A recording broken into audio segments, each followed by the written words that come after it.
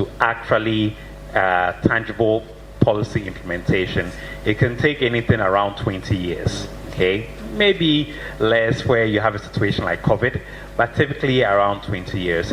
In which case, we need to start building that community, that collaboration for resilience to be able to move our research into a space that makes a difference in the policy world. So thank you all once again. I'm happy we all able to make it. Please, over the course of the day, let's engage, let's make it a fruitful gathering so that there'll be something profitable that comes out of it, and we can all look forward to 2023 when we do this again. Thank you all very much, and enjoy the day.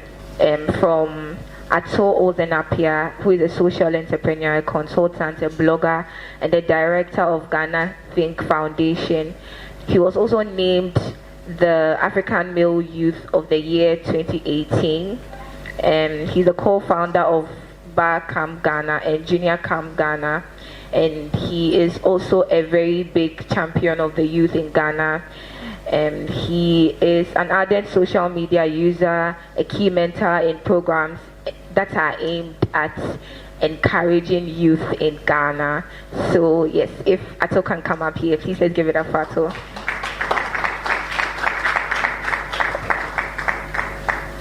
Thank you very much. Good morning, everyone. So as you said, my name is Ato Ozenapia. I'm the director of the Ghana Think Foundation. We're a partner for this Science Bar Camp. Ghana Think, our mission is to mobilize and organize talent for the primary benefit of Ghana. And the major way that we've been doing this since 2008 is to organize bar camps around the country. Bar camps to us are free networking forums. So they are events that mostly young people come to, and they get to learn just like most seminars and workshops, but they also get to share who they are and what they are are trying to do, so they can even learn better for what they want to do. And then there's a lot of networking, because we believe that there are lots of Ghanaians around the country who are doing great things in their small or big corners, and it's important for us to know who they are, what they are doing, what their challenges are, what their successes are, so that we can learn from that, so that we'd have less excuses why we don't do well. And then we also have mentoring. So we've been partnering with GH Scientific on the Science Bar Camp for a few years, and it's really great that we can do an event like this around science, around a topic that is very important for Ghana, for our development, and where we want to be as a country. So it's exciting to have all of us here, and I look forward for us to be able to discuss lots of different solutions to the problems that we already know, and how we can contribute to those solutions and make Ghana a better place. So thank you so much. Elder ones are far removed from you, so to be able to hear them speak and even have them avail themselves to events like this to share knowledge and experience is always such a privilege. So on that note, our keynote speaker today is Professor Abba Bento Andam. She's a physicist and a fellow of the UK Institute of Physics, the Ghana Institute of Physics, and the Ghana Academy of Arts and Sciences, of which she is a past president. She was educated at Infantsman Senior High School Girls, Ebri Girls Senior High School, and the University of Cape Coast as well. She pursued her graduate studies at the University of Birmingham, UK, for both MSc, and graduated with a PhD in physics from the University of Durham in the UK as well. Professor Andam was the first recipient of the prestigious UNESCO Chair for Women in Science in Africa, and has held teaching and research appointments across institutions in Italy, Germany, and Ghana. She is currently the president of the Ghana Institute of Physics, which is a member of the Committee of Physics and Development of the International Union of Pure and Applied Physics. Professor Andam is the Foundation Chair, Council of the University of Energy and Natural Resources in Sunyani, the Foundation Chair also for the Council of Koforidua Polytechnic, which has now been named the Koforidua Technical University. Her relationship with the Ghana Science Association, and you see her when she comes up there, she's representing the association proudly, has been served at both branch and national levels between 1984 I'll let that sink in for the young ones who are all 1990 and 2000 borns. After 1984, you had a branch president and then also national president between 1995 to 97. In retirement, she continues to serve in various capacities in the world scientific community, for example, as the chairman of the Nuclear Regulatory Authority. As we can see, she continues to avail herself, and it's with great pleasure I'd like us to please, with a round of applause, welcome Professor Andam to the stage. Here, presenting your NGO, I've seen Dr. Sando Yedu at the far end. And I acknowledge also the directors and staff of the CSIR and Ghana Think and all the various agencies that are represented here.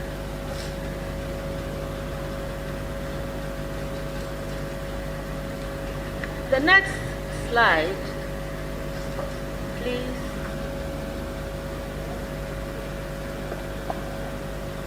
Gives the outline of what I intend to speak about to enable us to discuss who is a policymaker and then moving from research to policy. I have examples that I have been part of and which I will bring up so that we add them to the various things we will discuss. A director of CSIR, with permission from the CSIR Council, will feel entitled to bring out a policy. That person we can classify as a policy maker. So here we are talking of a policy maker in broad terms, people who are responsible for formulating policy, but also once the policy has been made at a higher level, a person who can modify it, who can amend, who can feel that they have the authority, the backing of the general body to amend the policy to suit the particular circumstances in which they find themselves. And in this case, I can use an example of the university, for example. A head of department may feel that the university has laid down the minimum requirements and they will stand on it. But somebody can make an exception and say that, okay, anyone that is 25 years or older can come and take a special examination and be admitted. Or the person can say, if you have taken some courses at an institution that is recognized by this university, we can consider those courses as part of the first year. The accountants, some of the accounting bodies, for example, consider a first degree in an approved university suitable for exemption from some of their foundation courses. So that is one aspect of the policy maker.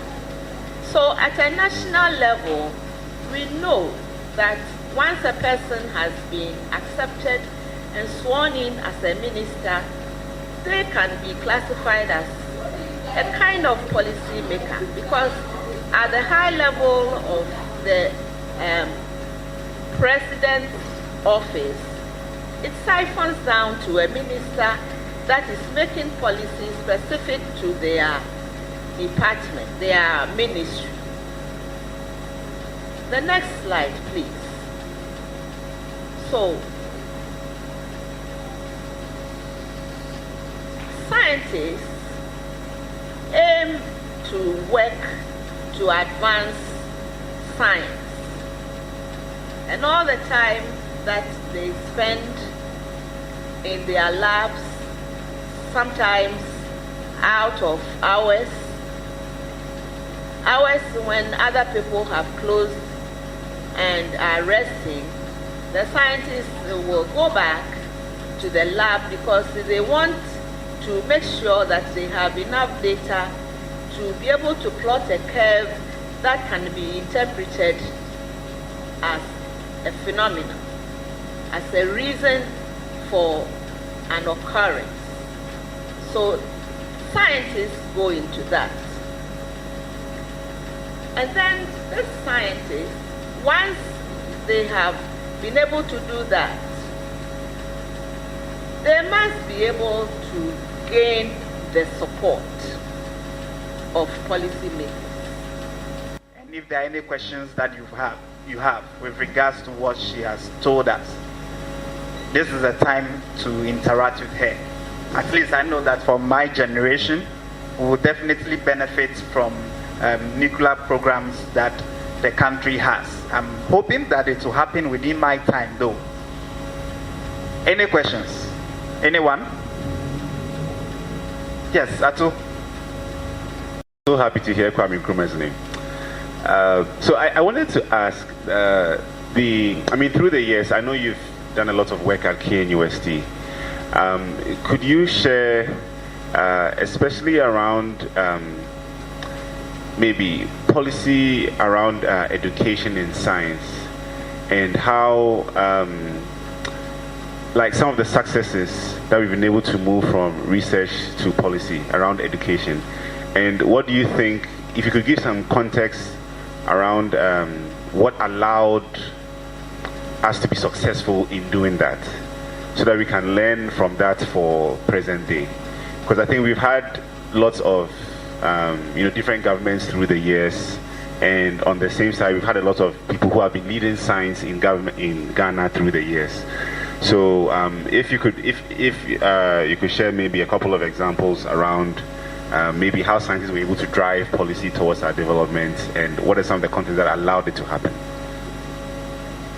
The policy at that time was for the courses to be piled up, and then you took the examination at the end. Along came one of the vice chancellors, who by the time I joined had brought the semester system to KNUST, so that instead of students taking courses and then having one big huge examination at the end, where if you fail you are out, the university was now shifting to the point where from this policy from academic board, examination would take place at the end of the course, and then if by some misfortune you failed, there was opportunity to repeat, to resit, which was a blessing for students and parents and guardians alike, because instead of being thrown out because you failed a certain one, just one paper, although in the other courses you would have done well, now students were being encouraged to take the studies at a time. And I think it was good for the country, it has been good for the country, meaning that students are not working hard to get in only to be thrown out, but rather once a student is in, the system was such that, if a student for some reason couldn't complete a course, it would be marked against the person as incomplete, to be picked up at a later stage.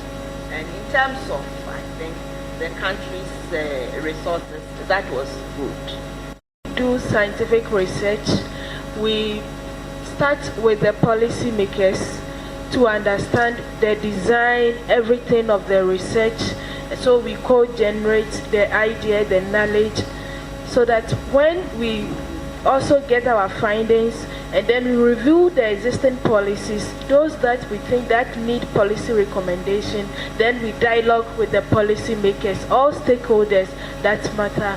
We invite them, and then we dialogue, and then we see how far. So currently we have a policy that it's have launched it on aflatoxin, and we went through that process, and it is through that process that we had that aflatoxin policy for Ghana. Thank you. The organizers thought it prudent to present this plaque to Professor Abba Pentil Andam for your outstanding contribution to science, continuous leadership, and keynote talk at the 2022 Science Bar Camp in Ghana. So this is presented to you from all the partners that organized this workshop.